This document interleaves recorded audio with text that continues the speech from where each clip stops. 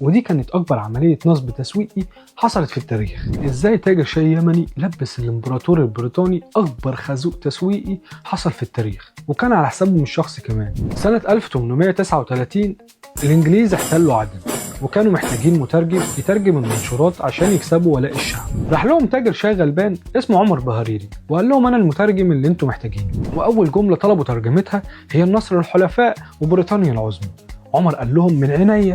الانجليز طبعوا ملايين النسخ وطلعوا بالطيران، قعدوا يحدفوا المنشورات على عدن كلها، وكانوا فاكرين ان الشعب اليمني خلاص بقى في جيبهم. بس في نفس الوقت عمر بهاريري بقى يبيع شاي بكميات مش طبيعيه، وفتره على فتره الراجل ثروته بدات تكبر، والانجليز مبسوطين وهم مش فاهمين ايه اللي بيحصل.